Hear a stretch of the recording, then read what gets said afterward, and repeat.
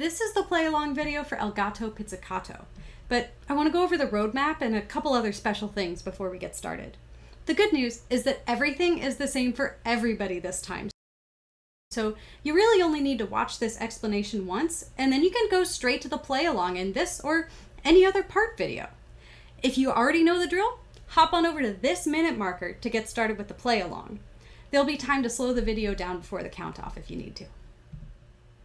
Let's start with the musical roadmap. It's kind of like the GPS in your car. It gives you directions of where to go and when to make that turn. In El Gato Pizzicato, we have what's called a del segno al coda. This Italian phrase is similar to da capo al coda, DC al coda, but instead of going all the way back to the beginning, the head, we go to the sign, this little symbol here, which in El Gato is at measure 22. So when we start this piece, you're going to start at the beginning and you're going to play every measure just like normal until you get down to measure 51. After you play this measure, you jump back up to measure 22. And when you start here, you're going to play all the measures from 22 until you see the to coda sign.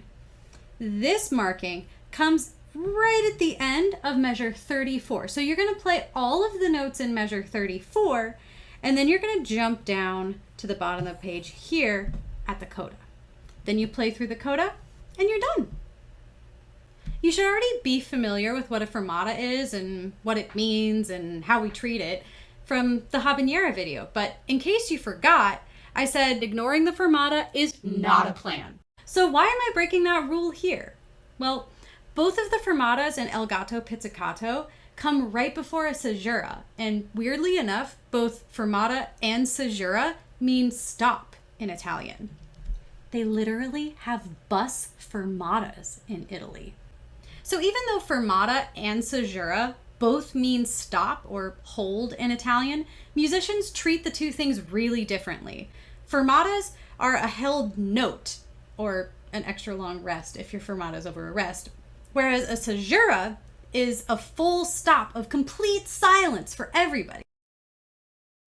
Honestly, it'd just be a little bit too complicated if I tried to tell you we're going to hold the fermata for this amount of time, and then we're going to stop and listen to the metronome for a little bit, and then we've got this measure, which I'm going to be honest, I didn't meow, and that definitely will not be in time.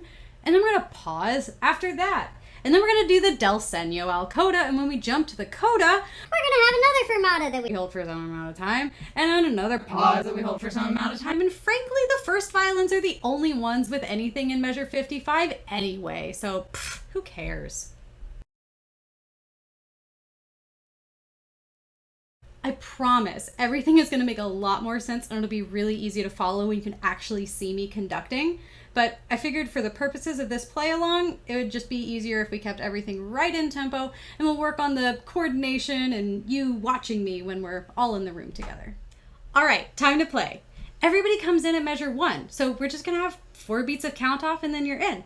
But cellos and basses, you have rests on beats 1 and 2, so make sure you wait after you hear me say ready, go. If you need to slow this video down, pause and do that now. Then get your instruments in playing position. Fingers and bows, well, everybody plucks at the beginning, but you will need your bows soon. So fingers and bows and fingers and, oh, just be ready to go.